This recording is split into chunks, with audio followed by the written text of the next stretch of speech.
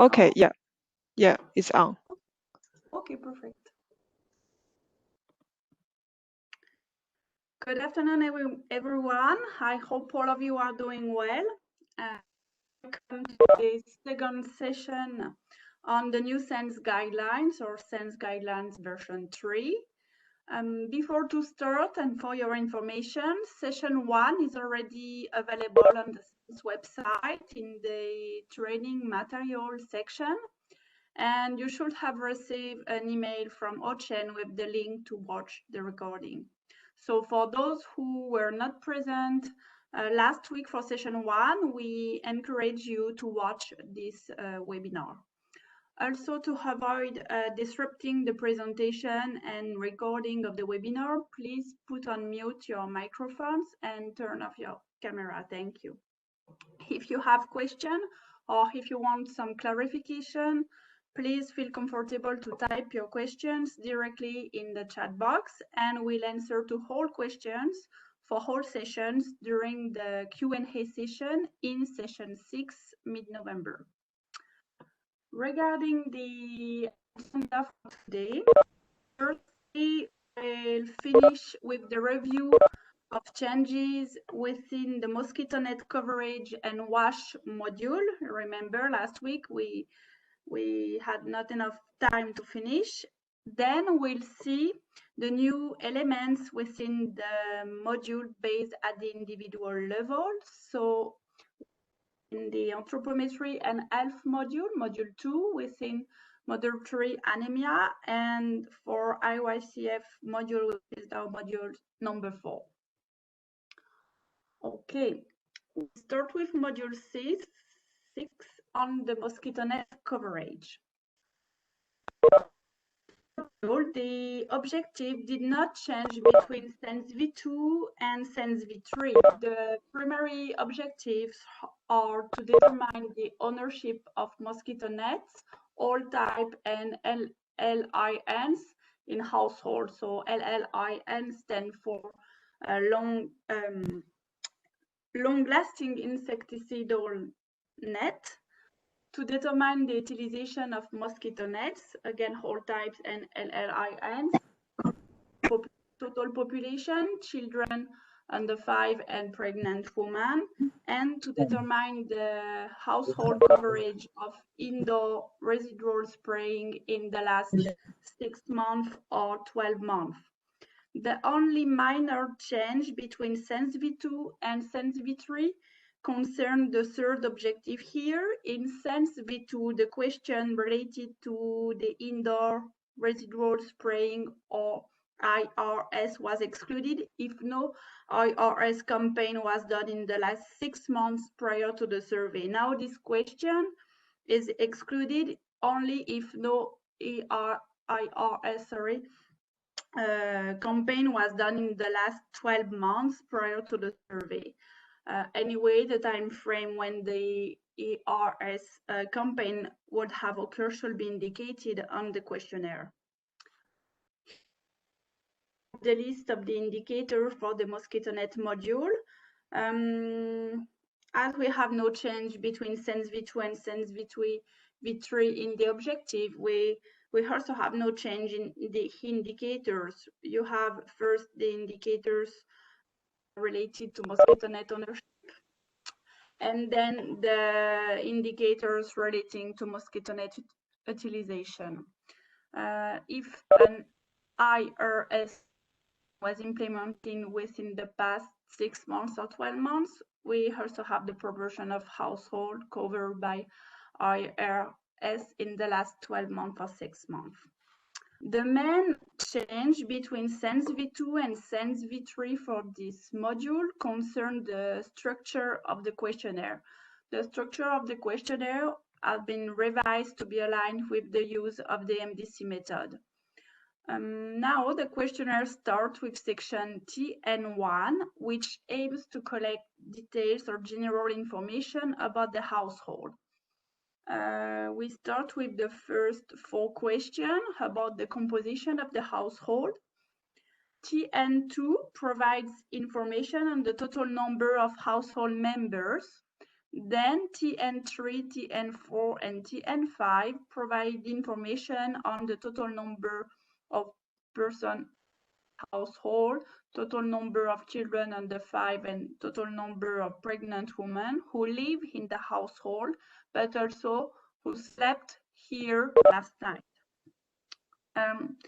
Because we are interested in the number of nets in the household and their use at night for sleeping, we need to know exactly how many people slept in the household the day prior to the survey. So why we have TN2 and then 3, 4, 5.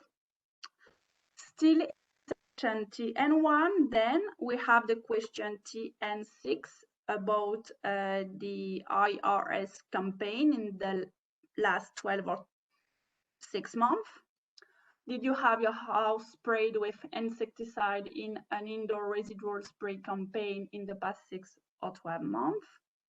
Then we have 2 questions, 7 and TN8 related to mosquito net ownership. With TN7, do you have mosquito bed net in this household that can be used while sleeping? If the answer is no, then the questionnaire stops here at the end of the survey for mosquito net coverage. If the answer is yes, so after you have the question TN8, where we ask how many of these mosquito bed nets can be used while sleeping in the household. This is the number of mosquito nets of all type as reported by the respondent. Then this number will be confirmed by observation. Before to continue, remember that last week we did some small quizzes. We'll continue to do that today to interact a minimum together. So we'll do the first quiz now with 2 questions about a mosquito net coverage interview. Okay. So now you should have the 2 questions on your screens. Normally, those 2 questions are more for survey training for enumerator, but it's always good to refresh your knowledge and to be sure that we remember standard procedures for the mosquito net survey. So the first question is mosquito nets that are being used for another purpose, fencing, fishing, covering their plants, etc., considered for inclusion in total number of mosquito nets in the household. And the second question is household that do not have any mosquito nets included in the mosquito net coverage survey. So it's not really complicated. I can see that, okay, only 9% have finished. Okay, we can wait a few seconds.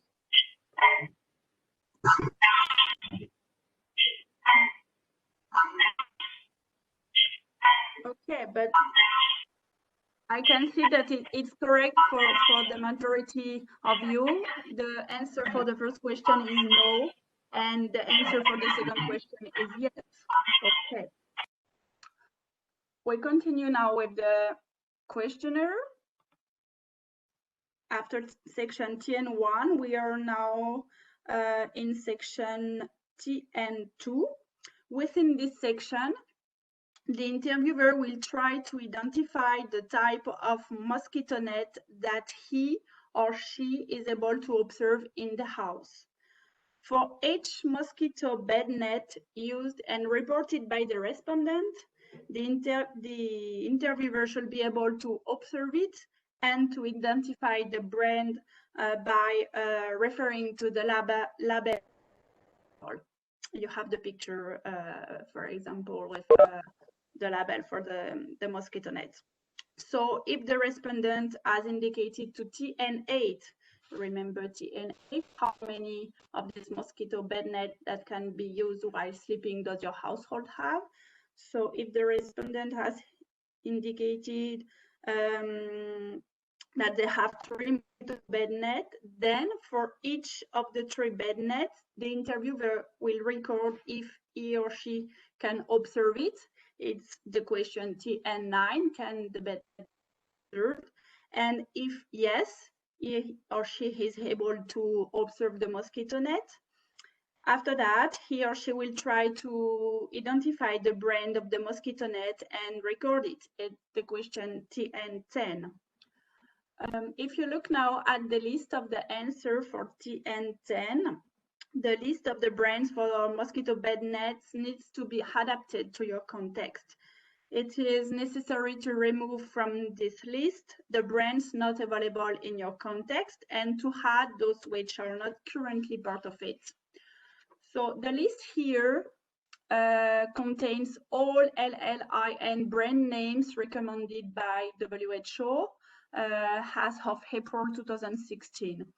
In most settings, there will be other types of net that are non-LLIN, and those are referred to as ITN. You can see here ITN in the list, insecticide treated net.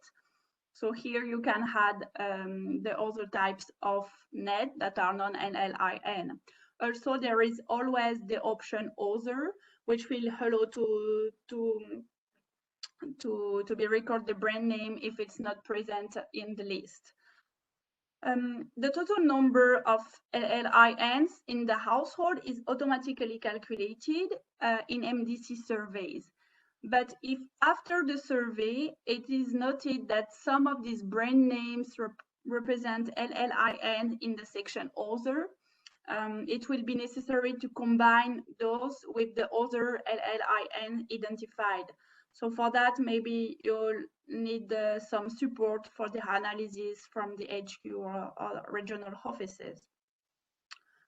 The mosquito coverage questionnaire ends with section TN3 relating to household members. For each household member who lived in the household and slept in the household the day prior to the survey, the following question will be repeated. So if you have 5 persons who slept in the household the day prior to the survey, all questions in section TN3 will appear 5 times. 1 time for each household member. It was the same thing, if you remember well, in the demographic questionnaire with the section about the survey of the household member. In this section, we want to know the ID is automatically generated in MDC surveys, and after that, we want to know what is the sex of the household member, how old is the household member. Here, you just have to choose between less than 5 years or 5 years and above. If it is a woman, we want to know if this woman is pregnant. So again, in surveys using MDC method, this question is automatically skipped if the household member is a male, of course, and if it is a female under 15 years or above 49 years. Then we want to know if the household member slept under a mosquito net last night. And finally, if the household member slept under a mosquito net last night, under which mosquito net the household member slept. So for this question, the last question, all brands recorded to the question TN10, you remember TN before, what is the brand of the net observed? So all answer from TN10 and not TN9. There is a mistake here in the questionnaire.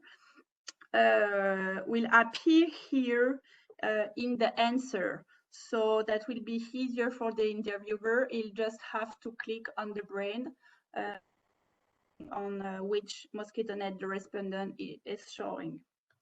Okay. To finish with mosquito net coverage questionnaire, we have here a new thing.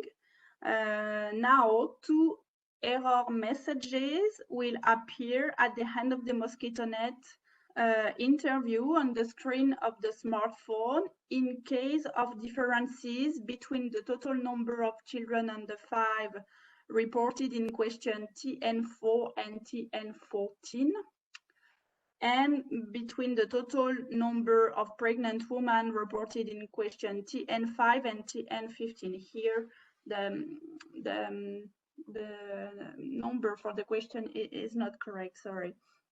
But if I go back, okay, here you have TN4 and TN5.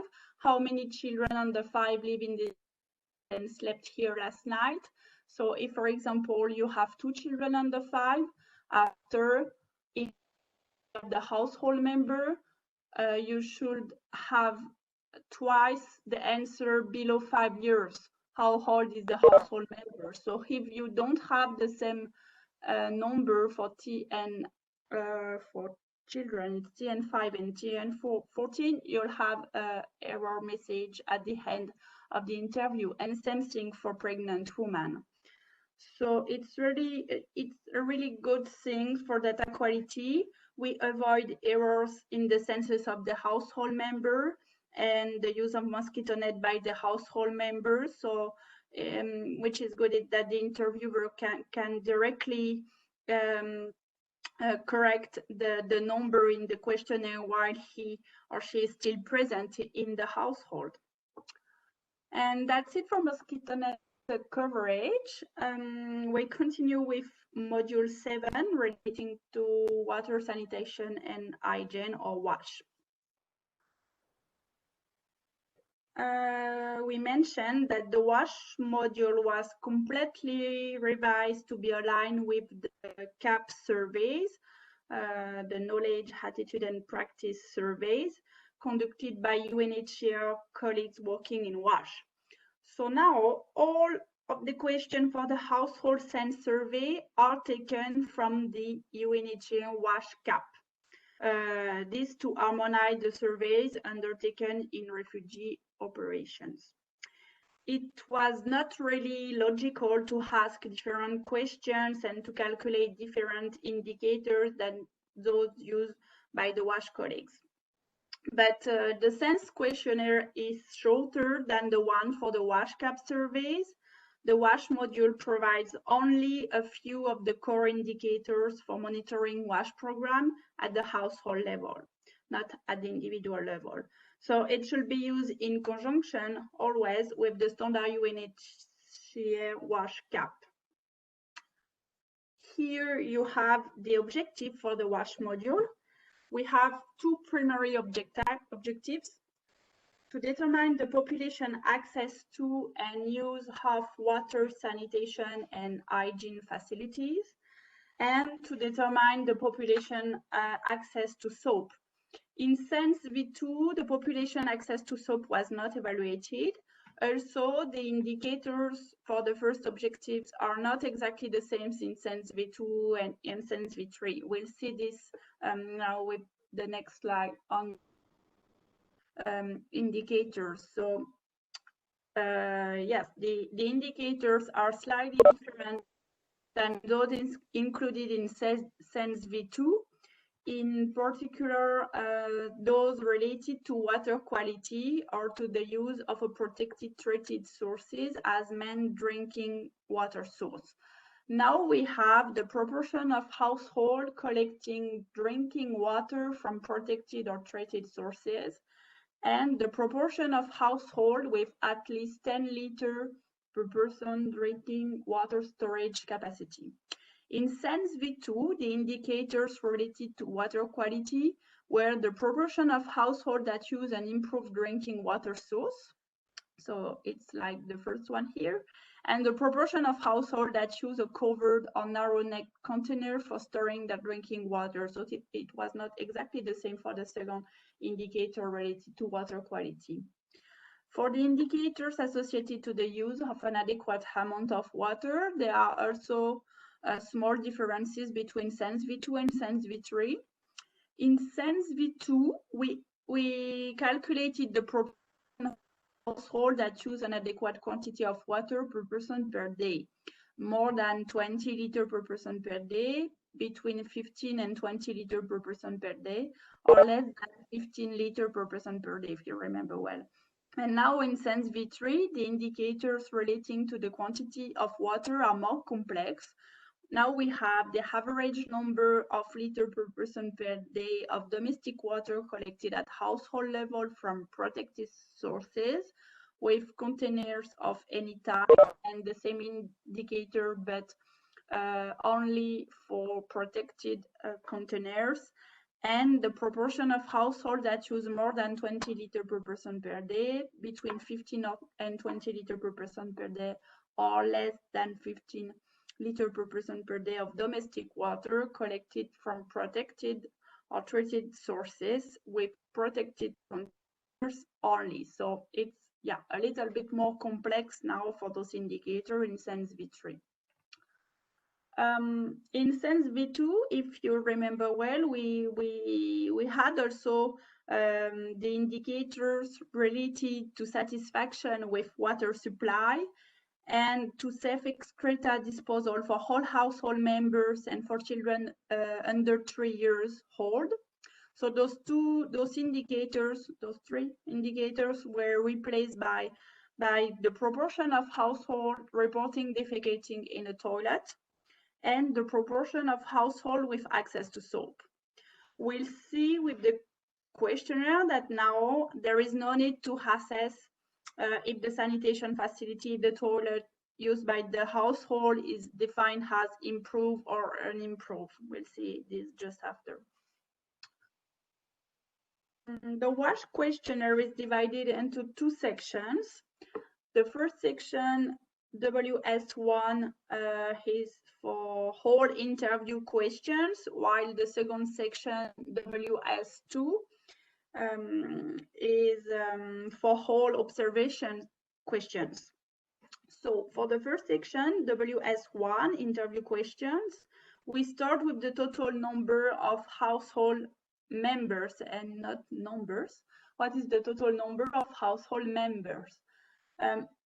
So maybe you wondering why again we are collecting the total number of household members, because you know that we already have this information in the demography questionnaire, in the Mosquito net coverage questionnaire, in the food security questionnaire. So why again this question in the WASH questionnaire? It's just that we try to avoid to have several times this question in the new SENS questionnaire, but after, for the automatic calculation behind, we were not able to have only this data in one questionnaire, in one section. We needed to have the total number of households in whole modules, mainly for the automatic calculation that we have behind with MDC surveys. But of course, after, it is not necessary to ask this question each time to the head of the household or to the respondent. If you know that you have 4 household members, so there is no need to ask again how many there are. You put 4 directly in the phone. After WS2, we have WS3, where we ask what is the principal source of drinking water for members of your household. The assumption is made that if household use a protected or treated drinking water source, they are more likely to be drinking clean water. So here it is important to explain to the respondent that we ask about drinking water sources only, not other water sources. The list of responses here should be adapted to the context of your survey. So if one type of source does not exist, do not keep it. This section ends with question WS4, where we ask where the household members, except children under 5, usually go to defecate. So if you look at the answers here, the type of toilet is much easier to categorize than in SENS v2. We just have the choice between household latrine and communal latrine. A household latrine is a latrine used by only one household, and the communal latrine is a latrine used by multiple households. So here it's easier in comparison to SENS v2 with the improved facilities or unimproved facilities. Here, the aim of this question is simply to assess if the household use a toilet. So if the answer is 1 and 2, we can consider this household in the proportion of household using a toilet. If it's the other answers, this household will be not considering the proportion of household using a toilet. We are going to do our second quiz now. Okay, so here you have 4 pictures from 1 to 4. Let me open the question. Okay, now you have the question on your screen. You have 4 pictures from 1 to 4. So for picture 1 and 2, I'm asking you to identify the principal source of drinking water. And for picture 3 and 4, I'm asking you to classify the type of toilet. So again, it's very simple, not complicated at all, just to see if you are listening.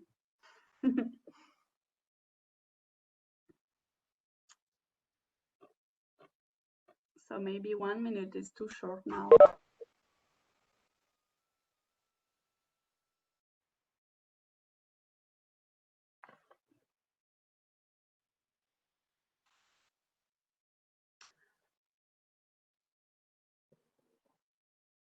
Okay.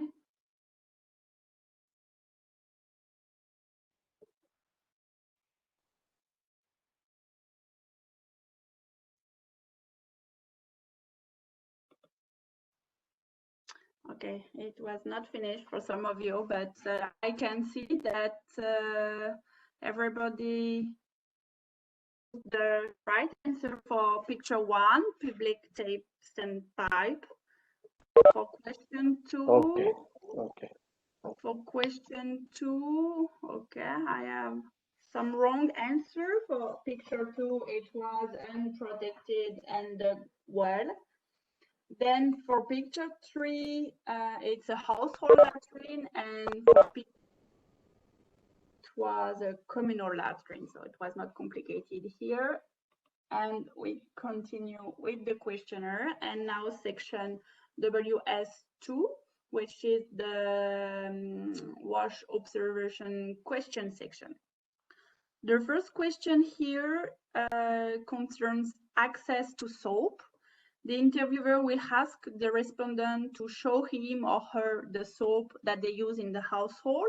So here the term soap includes bar soap, liquid soap, powder, detergent, and soapy water, but does not include hash, oil, sand, or other hand washing agents. And the interviewer will record if the soap was presented within the minute or not. Here we have the same response for not presenting within 1 minute and no soap in the household. The next question, question WS6, concerns the total number of containers used by the household to collect or store water used for domestic purposes. Here, it is important to explain to the respondent that this question relates to water use for domestic purposes only. So, domestic purposes includes drinking, cooking, food preparation, bathing and personal hygiene, laundry and other household cleaning.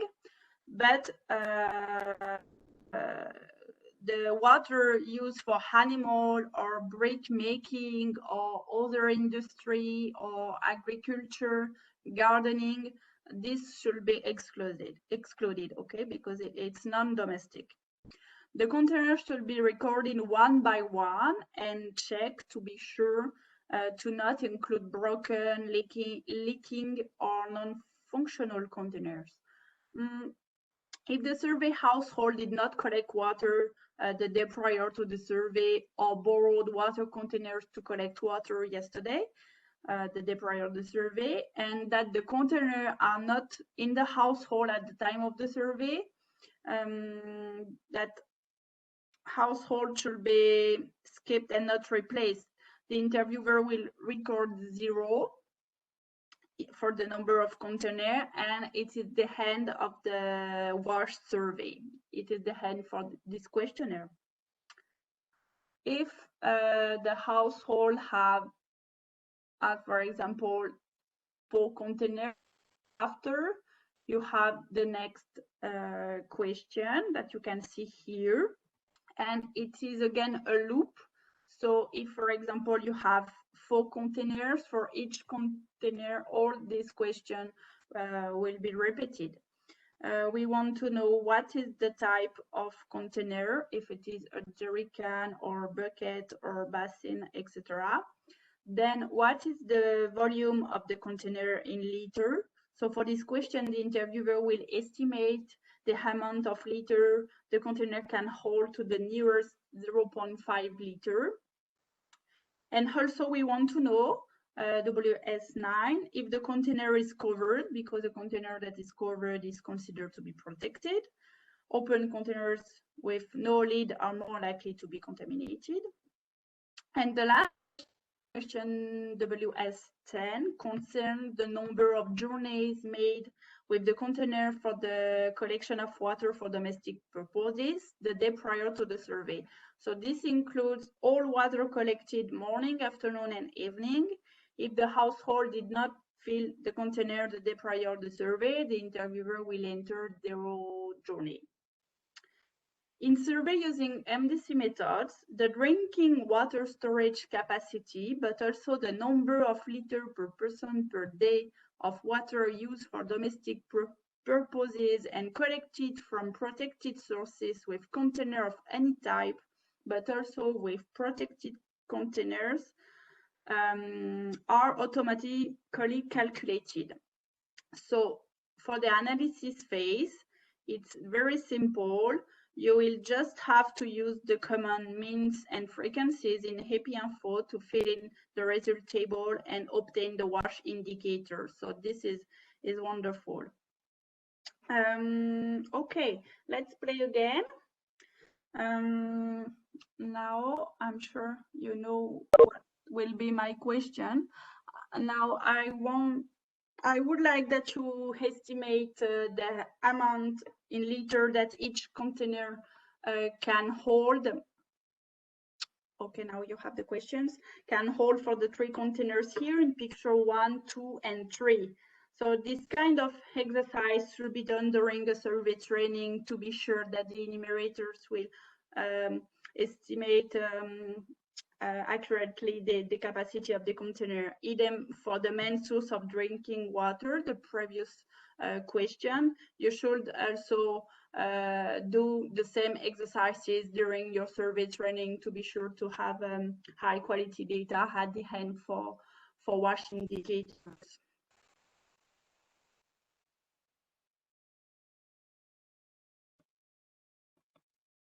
Okay. Some of you have already finished.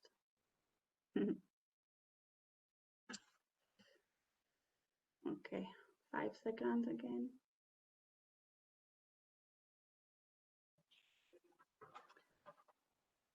It's the items provided by UNHCR, so at least it is important to know how many liters you can have for this example of containers. So for picture 1, the answer was 5 liters for the plastic jar. Then for the UNHCR bucket, it was 14 liters. And picture 3 for the UNHCR jar, it was 10 liters. Okay. And it is the end of the new things, changes in the WASH questionnaire and in the WASH module in general. We'll start now the review of the new elements within the module based at the individual level, and we start with module 2 on anthropometry and health. The primary objective for the anthropometry and health module, there is no difference between SENS V2 and SENS V3. The objectives are to measure the prevalence of acute malnutrition and stunting in children aged from 6 to 59 months, to determine the coverage of measles vaccination among children aged from 9 to 59 months, to determine the coverage of vitamin A supplementation in the last 6 months among children aged from 6 to 59 months, and to determine the 2-week period prevalence of diarrhea among children aged from 6 to 59 months. If we look now at the secondary objective, we have some slight differences between SENS V2 and SENS V3. We still have the objective about the enrollment into the targeted supplementary and therapeutic nutrition program for children aged from 6 to 59 months. But we also have a new objective here regarding the coverage of the blanket supplementary feeding program, or BSFP. So in all contexts where a BSFP is in place for young children, this secondary objective will be included in the SENS protocol.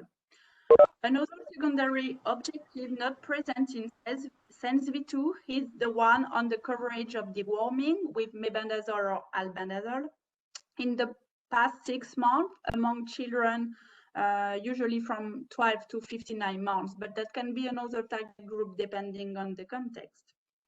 This indicator, the coverage of deworming, will only be included if a deworming campaign was done in the last 6 months and if results are needed for program monitoring purposes. Okay, so deworming is optional and BSFP will be included only if a BSFP is in place for young children in your context. Secondary objective for module 2, it's a new one, and it's the objective related to the coverage of the BSFP for pregnant women and lactating women with an infant less than 6 months, aged from 15 to 49 years.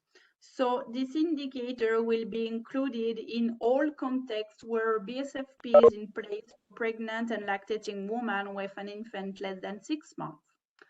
Then we continue with the 3 new optional objectives that have been added here within the new module 2. The first new optional objective is presented here. It is to determine the use of ORS and/or zinc tablets or syrup during a diarrhea episode in children aged from 6 to 59 months. And here the SENS recommendation is to include these 2 indicators, the use of ORS and the use of tablets or syrup of zinc, only in areas where diarrhea is common and there is a need to know the practices during diarrhea episodes. Okay, wait, no, I don't want to explain this now, later. You have the 2 other new optional objectives that were added. To determine the prevalence of MUAC malnutrition in women of reproductive age, and to determine the time of arrival of the children in the camp or in the country of asylum.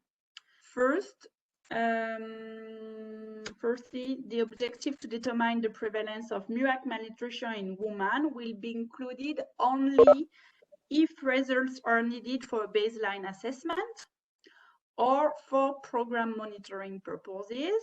So MUAC in women is usually needed in contexts where there is a BSFP in place for women, and usually such programs are for pregnant and lactating women with an infant less than 6 months. But it is also possible to measure MUAC for all women between 15 and 49 years of age if it is justified. So in this case, that will be a baseline assessment.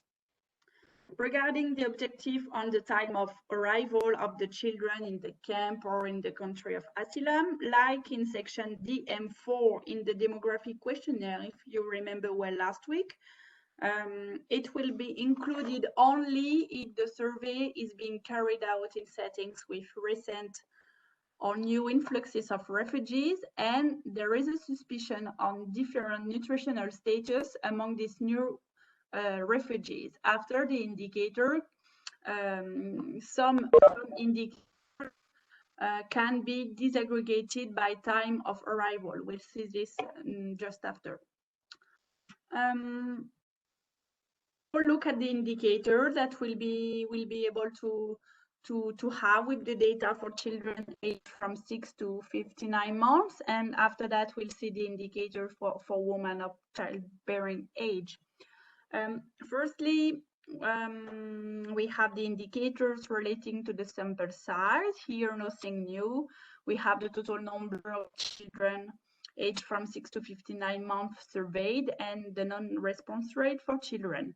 Then, if the question about the time of arrival of the children in the camp or in the country of asylum is included in your survey, you'll have the arrival profile of children, meaning the percentage of children who arrive before or after the event responsible for the influx of refugees. Thirdly, within the SENS survey report, you know that usually a table showing the age distribution in month of the sample is included. In SENS V2, we use the same age group than those set by default in the ENA software. By default, in ENA, you have the age group ranging from 6 to 17 months, 18, 99 months, 30, 41 months, 42, 53 months, and 54, 59 months. The recommended age group for the analysis are now, like you can read here, 6, 11 months, 12, 23 months, 24, 35 months, 36, 47 months, and 48, 59 months. This is to make the age groups more meaningful in respect to common nutrition target groups in refugee nutrition programs. It's logical now to have this age group and not the one used by ENA. So during the analysis phase, you'll have to manually modify the age group in month displayed by default in the ENA software in the options screen. A new tool within the Anthropometry and health module was created to provide a brief guidance on setting up the ENA software for SENS surveys. So in this tool number 2, you'll find explanation on how to modify the age group in ENA. This tool is tool number 2 in module 2, and the name of this tool is Setting Up ENA for Smart Software for SENS. If you want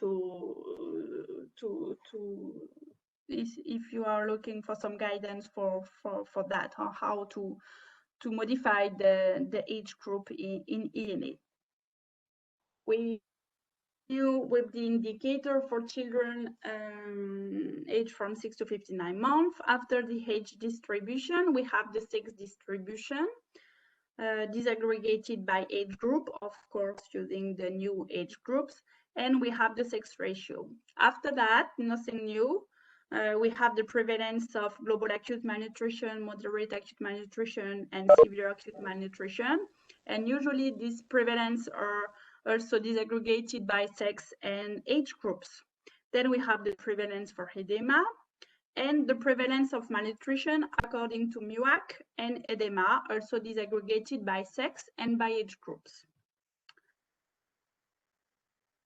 Are also generated for underweight and stunting. The only new thing that we have here between SENS V2 and SENS V3 is the addition of a new table within the standard SENS survey report, presenting the prevalence of underweight by age group. Before, the prevalence of underweight was only disaggregated by sex and not by age group. So now, acute malnutrition, stunting, and underweight will be presented globally and disaggregated by sex and age group. Another new thing here with SENS V3 is the systematic inclusion of the prevalence of overweight and obesity in the survey report. The prevalence of overweight and severe overweight or obesity are disaggregated by sex and by age groups. And here we are talking about overweight when the weight for height Z-score is above 2, and about obesity when the weight for height Z-score is above 3 Z-scores. Then we have the indicators relating to programs coverage, measles vaccination coverage, coverage of vitamin A supplementation past 6 months, supplementary feeding program enrollment, therapeutic feeding program enrollment, and the BSFP coverage if, of course, a BSFP program for young children is in place in your context. Here for the BSFP coverage, you can have in your questionnaire several questions targeting different age groups. You should adapt your question to the eligible age range in the survey setting. For example, in Tanzania, during the pilot survey for SENS V3 last year, we had 2 questions related to the BSFP coverage within the questionnaire.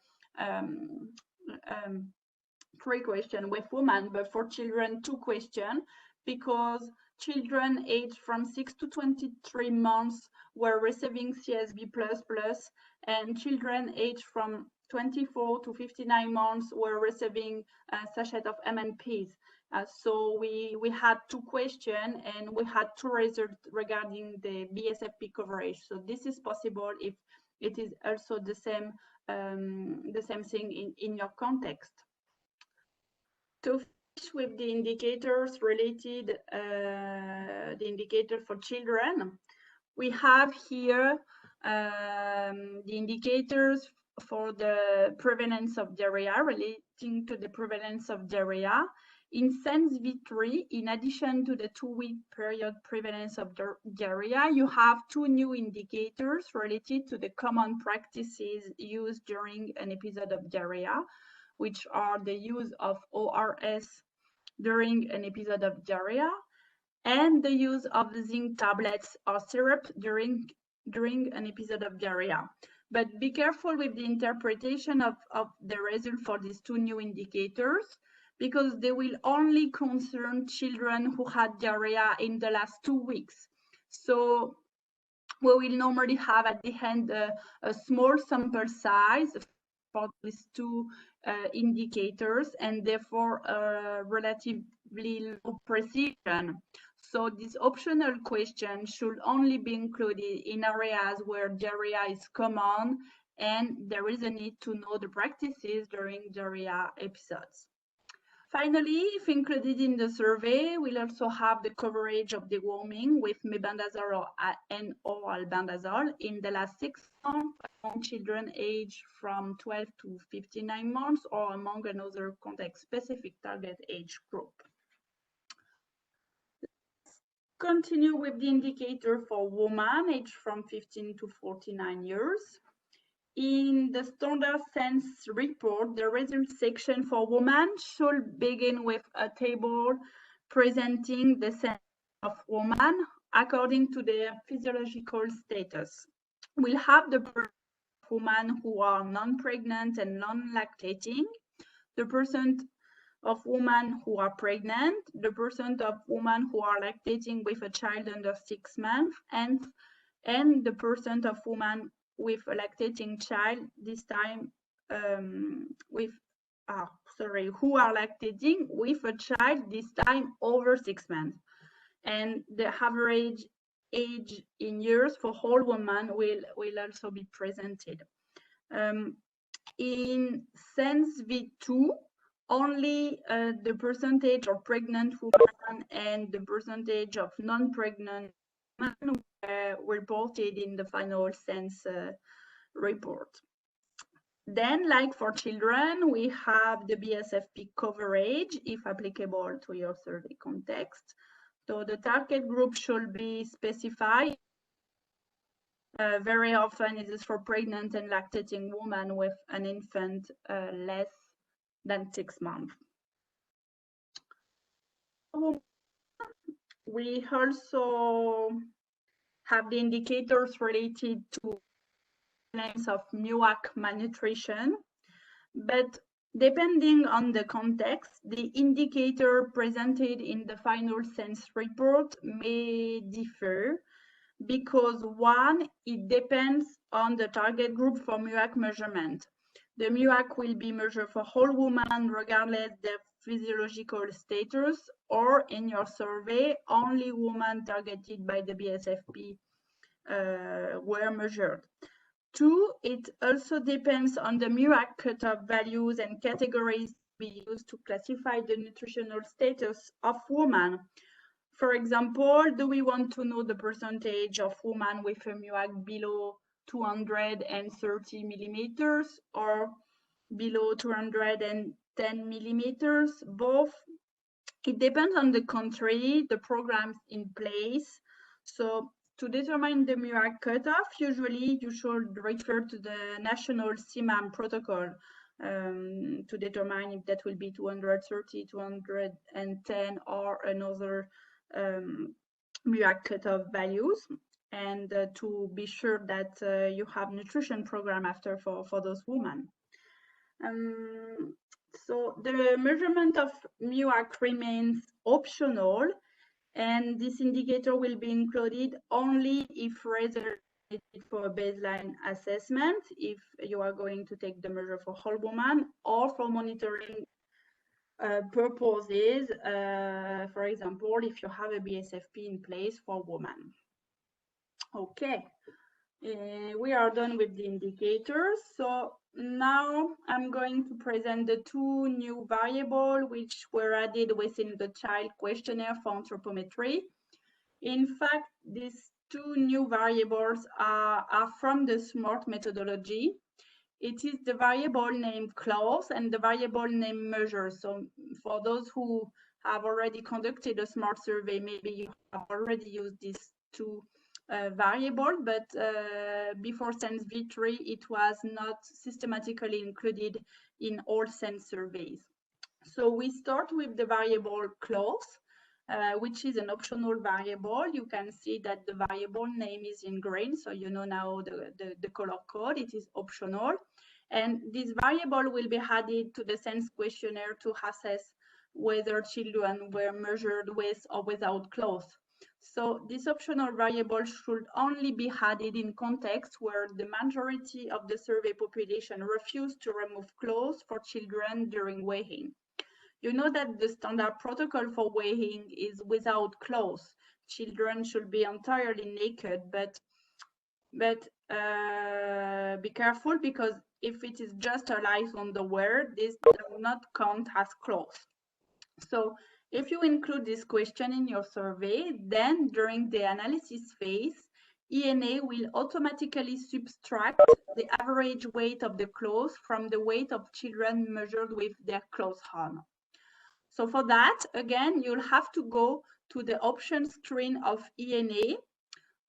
You have the window here presented at the right bottom, where you'll have to indicate the average weight to be subtracted, and also you'll have to tick in the box next to the message showing column for measure, clause, and weighing variable to be able after to copy paste the data from the smartphone in the data entry anthropometry screen of ENA, and especially copy paste the response codes for the variable clause, which are Y for yes, the child was measured with clause, or N for no, the child was measured naked. Again, for those who don't know how to use this option in ENA, or who don't know how to calculate the average weight of clause, because you have a standard protocol to follow for that, you can also refer to tool number 2 of the anthropometry and health module, setting up ENA for smart software for SENS. We continue with the second SMART variable, which is the variable measured. This time, this variable is mandatory. It cannot be removed from the standard SENS questionnaire. The variable name is written in red. Here, we will record whether the child is measured lying down or standing up. So the variable is coded L for length, so the child is measured lying down, or H for height, and the child is measured in a standing position. So if the standard protocol for height is not respected with the threshold of 87 centimeter or maybe the age of 24 months, depending on the context, because the child is sick or maybe because he or she is too agitated or too weak to stand, for example, the ENA software during data analysis will automatically apply a correction factor of 0.7 centimeters and correct nutrition indices accordingly if a child is not measured as described in the protocol. For more details on how to use this option in ENA, you can refer to tool number 2 of the Anthropometry and Health module. Well, that's it for the most important new things within the Anthropometry and Health module. After, of course, like all other modules, Module 2 was unnecessarily revised to be better aligned with MDC method. All graphs, all paragraphs, all small sections, all notes were revised and improved. All print screens, annexes, API for codes for analysis, references, all these things have been updated.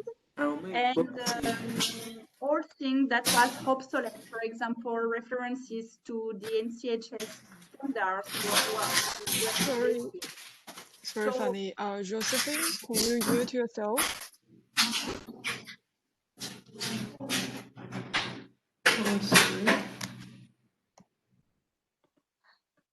Okay. Thanks. Okay, now, yeah.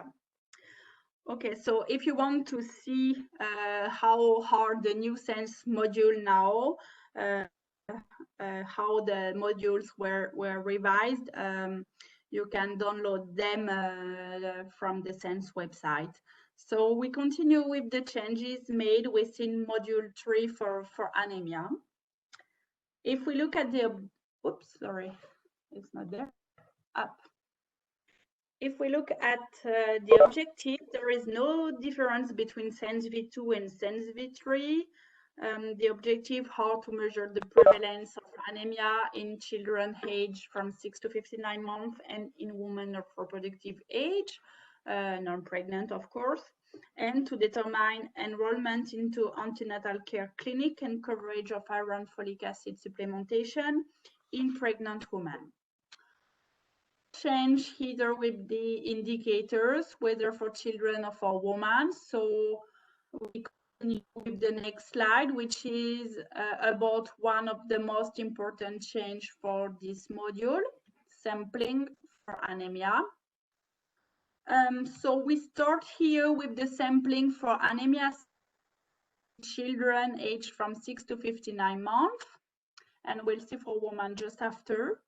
So for children, to determine the sample size for anemia, you'll have to select one of the scenarios presented here in the table, according to 1, your survey design, and 2, the number of children aged from 6 to 59 months calculated with ENA for module 2 for anthropometry.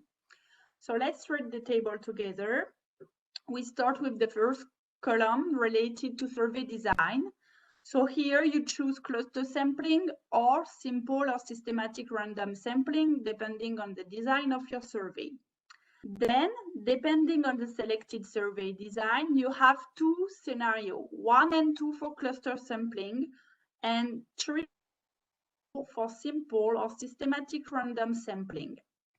With scenario 1 and 3, you'll have, if now you look at the last column, you have the same sample size for anemia. assess all eligible children found in all randomly selected households for anemia. With scenario 2 and 4, only half of the sampled household should be randomly selected, and all eligible children found in this household will be assessed for anemia. We'll therefore have a subsample for scenario 2 and 4. Your choice between scenario 1 or scenario 2, or in the case of simple or systematic random sampling between scenario 3 and scenario 4, depends on the number of children aged from 6 to 59 months to be included in your survey for anthropometry. This number is calculated with ENA. You know that the calculation of the sample size in a SENS or in a SMART survey is based on anthropometry in children, in particular global acute malnutrition among children. So for example, if you want to conduct a survey using a two-stage cluster sampling, and you have to include it in your survey for anthropometry, let's say 550 children aged from 6 to 59 months, so less than 600 children. So because it's less than 600 children, all children in all selected households will be assessed for anemia. It's scenario number 1. But if, for example, you have to include in your survey for anthropometry 780 children aged from 6 to 59 months for anthropometry, so more than 600, then no need to assess anemia in whole household. The anemia assessment can be done every second household, for example. It is exactly the same principle when using a simple or systematic random sampling, but the threshold in terms of number of children to be included for anthropometry is more or less 400 children instead of 600 children. So I hope it's clear. It's not really complicated, depending on your survey design and depending on the number of children to include for anthropometry. For the estimated, depending on the estimated prevalence of global acute malnutrition, you have your scenario for anemia for children. Now for women. Sorry for this slide, you have a lot of things written here, but we are going through it together. For women, now you have the choice between two scenarios. So scenario 1, you need to measure the prevalence of anemia in women of reproductive age for surveillance purposes, but you do not need to assess the impact of an intervention and are not planning to intervene with a direct anemia intervention, like for example, blanket iron supplementation to whole women in the immediate future. So if you are in this case, with any survey design, half of the sample household should be randomly selected and all eligible women found in this household should be assessed for anemia. Now, maybe you are in the second scenario, scenario 2. You are planning to implement or have been implementing a direct intervention to reduce anemia in women of reproductive age, and you need to assess the baseline prevalence and impact of the intervention. So if you are in this case, scenario 2, with any survey design, you'll have to follow the same sampling scenario used in children for anemia assessment, okay? So in this case, you'll do the scenario 1, 2, or 3, or like you decided to follow for children, okay? So scenario 1, you have a subsample. Half of the sample household should be selected for anemia for women, and scenario 2, you'll do like for children, okay? Quick question before to continue. A very simple question again. Up. What is the unit to record the HB concentration using MOQ devices. So this is very simple. For that, you less than 1 minute, maybe 20 seconds, 10 seconds should be enough.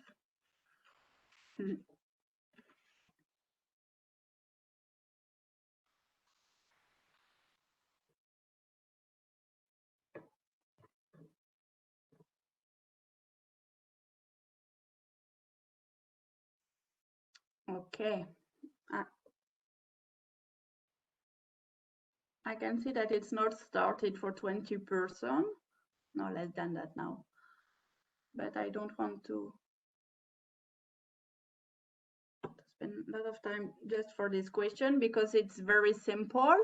Of course, you know that the unit to record HB concentration using MOQ devices is gram per deciliter or gram per liter. So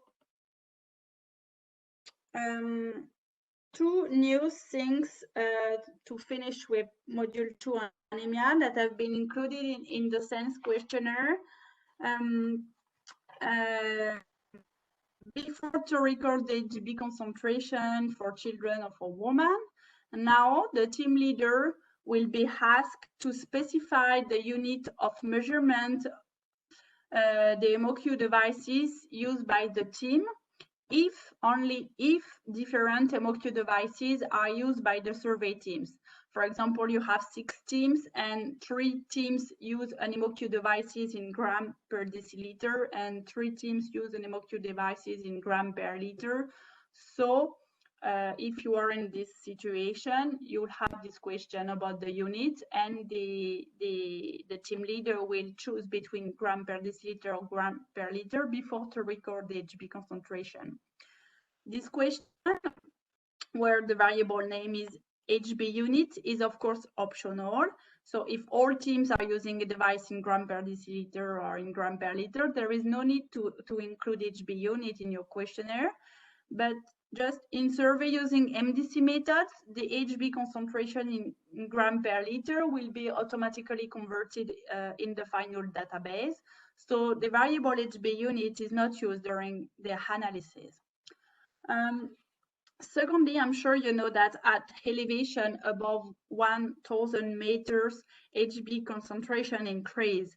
Therefore, when a SENS survey is implemented at elevation above 1,000 meters, a correction factor must be applied to the HB concentrations. Don't forget to correct the HB values for altitude. Now, in surveys using MDC methods, the correction factor will be automatically applied to the HB concentrations once you'll have entered the value to apply within the questionnaire. We'll see this in more details in session 4 on the standard SENS V3 questionnaire and its adaptation to the survey context with Sandra from CAR2NG. But for guidance on how hemoglobin is corrected for altitude, you can also refer to tool number 5 of the Anaemia module, named HB adjustment for altitude. And in this tool, you'll find the list of all refugee camps above 1,000 meters with their exact elevation in meters and the correction factor to apply according elevation. And it is the end for the updates within module 3 on anemia.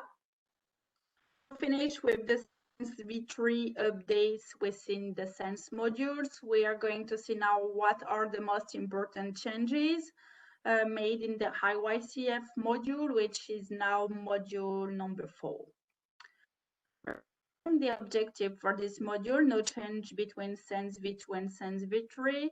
The objective is still to investigate IYCF practices among children from 0 to 23 months. In terms of indicators, a new indicator was added in the list of the WHO indicator, which is predominant breastfeeding under 6 months, the indicator number 3 here in the slide. It is an optional WHO IYCF indicator, and it represents the proportion of infants under 6 months who are predominantly breastfeeding. As the proportion of infants under 6 months who are exclusively breastfed may be quite low in some population, the intent of this indicator is to identify infant whose predominant source of nourishment is breast milk, but also receive other fluids. So this includes liquids such as water-based drinks, fruit juice, and ritual fluids. For the calculation of this indicator, infant formula, fresh animal milk, or any tinned or powdered milk, soy milk or yogurt, thin porridge, tea, or coffee with milk, solid or semi-solid food are not allowed. In other terms, non-human milk and food-based fluids are not allowed, but don't be worried with the analysis for this new indicator. You have at the end of the IYCF module in the annex the PGM codes for HAPI-M4 to use for the analysis, so no worries about that. Also, in addition to the indicators relating to the prevalence of intakes that were already present in SENS V2 that you have here at the bottom of the slides, 2 new UNHCR standard IYCF indicators were introduced in the IYCF module. No breastfeeding under 6 months and no breastfeeding under 12 months. To calculate these indicators, it is the total number of children aged from 0 to 5 months or from 0 to 11 months who did not receive breast milk the day before the survey, who have never been breastfed, divided by the total number of children from 0 to 5 months or from 0 to 11 months for the second indicator. These 2 indicators were added because UNHCR recognized that non-breastfed infants and young children in refugee settings are a particularly vulnerable group. Infants and young children who are not breastfed are a heightened risk of malnutrition, increased morbidity, and mortality. Of course, the level of risk depends on the context. Another new thing within the IYCF module related to the use of results is the development of organizational targets for IYCF indicators. Has no standard targets exist for IYCF indicators except for exclusive breastfeeding under 6 months, where you have the global nutrition targets for 2025 who specified that the target for the prevalence of feeding in the first 6 months should be at least 50%. Except for this indicator, no standard target exists for the other IYCF indicator. Sorry, I'm not very clear with my sentence. But now we have a target for each IYCF indicator, and these targets were developed with assistance from CDC. You remember last week we mentioned that we did an important review process with a partner like CDC, but also DFID, using data from a SENS survey. So it's with the analysis of the SENS IYCF data over a period of 6 years that we were able to set a realistic and achievable targets. So this target may be subject to change in future version of SENS or more evidence is gathered, but for now we have at least some target for each IYCF indicator. So for example, at least 90% of children should still be breastfed at 1 year, or less than 5% of children should be bottle fed, etc., etc.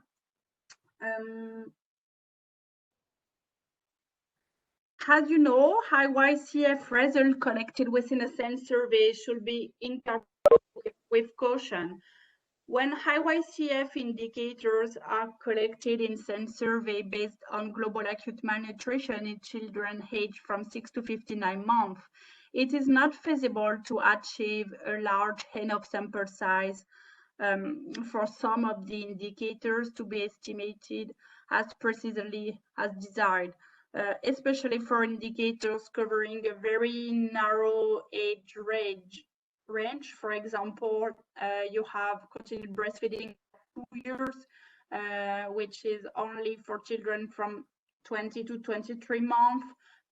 Continued breastfeeding at 1 year, the same thing, it's only with the age group ranging from 12 to 15 months, or introduction of solid, semi-solid or soft food. The age is from 6 to 8 months. Nevertheless, including this IYCF module in the same survey will provide trained data from year to year for certain priority indicators to monitor program performance and will flag major problems with IYCF which need further investigation. So the confidence interval are an integral part of the result in the IYCF module. And in the new IYCF module, you'll now find guidance on the precision level that should be achieved for 2 of the key WHO indicators. It's the table here on the slide. For continued breastfeeding at 2 years and introduction of solid, semi-solid or soft food. To be considered valid, these 2 indicators must reach a minimum level of precision of 15%. If the recommended precision level is not achieved for these 2 IYCF indicators at the end of the SENS survey, then the indicators should be excluded and not reported in the final SENS report. You have the instruction in the table on how to derive the precision level from the result. So you have the example of a prevalence of 41% with the confidence interval after ranging from 23 to 64%. To estimate the precision, you have the formula just after. It's 64 minus 23, so the upper range and lower range of the confidence interval. 64 minus 23 equals 41. Then 41 divided by 2, the precision is more or less 20.5%, which is too high. If, for example, it is the result for continued breastfeeding at 2 years, the minimum acceptable precision should be 15, and here you have 20.5. So in this example here, the indicator will be excluded from the final SENS report. No precision level recommendation are provided for the other IYCF indicators because the analysis conducted by CDC indicated that in most surveys, an acceptable precision level was reached for all other IYCF indicators. And it is the end of the presentation of the most important changes and new elements within the SENS module version 3. We'll finish the session today with the presentation of the new structure of the SENS questionnaire for MDC surveys. And we'll see the new questionnaire for children under 5 and for women in childbearing age next week at the beginning of session 3, because in 10 minutes now that will be not possible to review these 2 new questionnaires. The standardized SENS questionnaire for each module are programmed for mobile data collection, and the questionnaire are grouped according to the sample and target group. So now for the, you have 4 main questionnaire or 4 main form. 1 questionnaire for demography with or without mortality survey. You remember session 1 last week and the optional mortality part. Then we have what we call the household questionnaire, where you have whole questions for food security, mosquito net coverage, and WASH. For children under 5 with all questions related to anthropometry and health, anemia, and IYCF modules, and a questionnaire for women from 15 to 49 years of age with all questions related to module 2 and 3, so on anthropometry and health and anemia. For now, these questionnaires are available in 4 languages, in English, in French, in Kiswahili, and in Arabic. And we would like also to finalize the translation of the questionnaire in other languages, such as Bengali and Somali. Well, we are now at the end of this second training session on the updates within the new SENS guidelines. The next session 3 will focus on the new SENS questionnaire for children under 5 and women. The updates within the pre-module. We'll see what are the new recommendations for sampling in terms of sampling. Today we have seen the new recommendation for anemia, but we have also other recommendations for the other modules. We'll present the new SENS tools. We'll do a short refresh training on how to use AP-Info7 for data analysis. We'll present the new SENS website, the data dashboard, the SENS mapper, if we have time to do all these things. So the next session will take place next Wednesday on October 21st at the same time from 2 to 3:30 p.m. Many thanks for your attention. I hope I was clear. Sorry for my French accent. And if you have any question or if you need some clarification on one question, one indicators or other things that we have seen today, please do not hesitate to type your question in the chat box. You can also send your question by email to Ochen or myself, and we'll respond to all your questions during the Q&A session at the end of the webinar number 6, mid-November. That's it for me. Ochen, do you want to add or clarify something? Yeah, I have seen 2 questions from the chat box. The first one is related to the WASH module on the lettering. There are 4 pictures shown, and the questions is on the household lettering, picture 3 and 4. What if the single one lettering is shared by multiple household? Which type does it counted? And for picture 4, if it is a community lettering, but each room, each separate space is just used by one household, how it will be counted? Yeah. Okay, so if the toilet is used only by one household, it's answer number 1, which is, okay, sometimes it's a mix in my head between French and English with the right word. So in English, where is my paper with the quiz? Sorry. Where is my quiz? Here, okay. So in English, you have the choice between household latrine and communal latrine.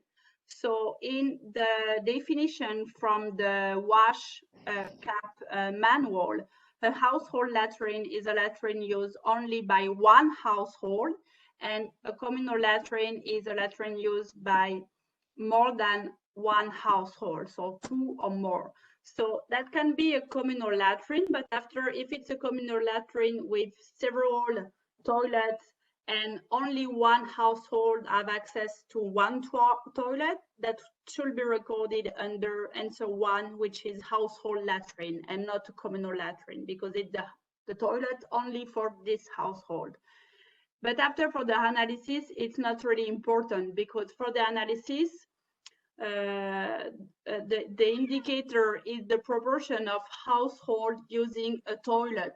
So all answers 1 and 2 will be combined because that will be the proportion of household using a toilet. And all other answer, open defecation, if they go to the bush, if they use a bucket, all other option will be not considered as a toilet.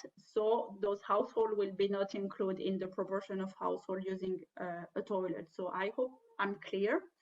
Yeah.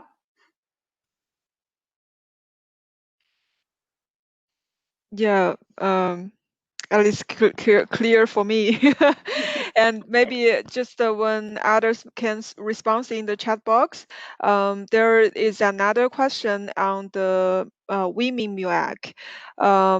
So I understand from your explanation, from your presentation, that there is no international wide cutoff point for MUAC, women MUAC. However, how should we interpret the result in the report?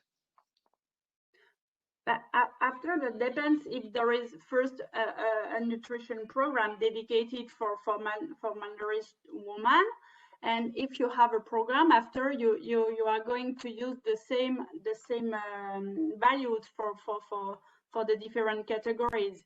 If the woman is below 230 or below 210, this should be clear before to start the survey. You are going to use the same criteria than those used in the nutrition programs, or than those indicated in the national protocol.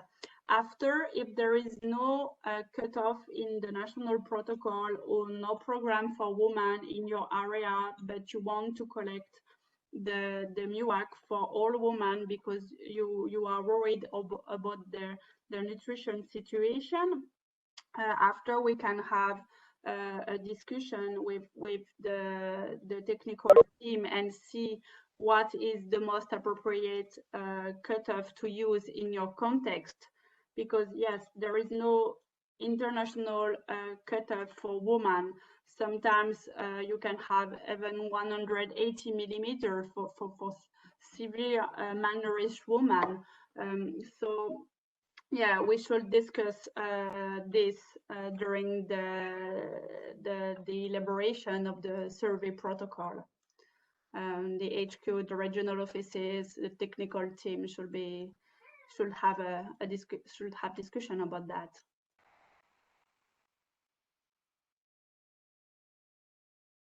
Yes, thanks very much. And I don't see any more questions from the chat box. And we still have 1 minute left. So maybe if anyone have any ad hoc questions, you can just raise your hand or just unmute yourself and ask. Thank you. Thanks, Ochen.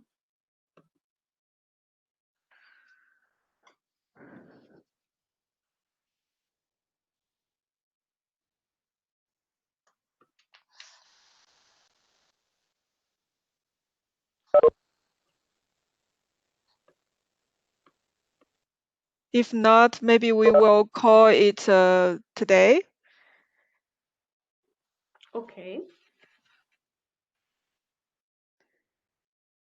All right. Thanks everyone for participant. And as I said in chat box, if you are not on the mailing list, please send me an email. The email address is in the chat box as well. And we are going to have the next session at the same time next Wednesday, and looking forward to see you again. Thank you all very much. Fanny, do you have anything others to mention?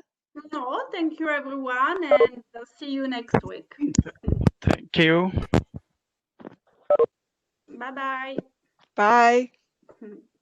Bye-bye. Bye. Bye.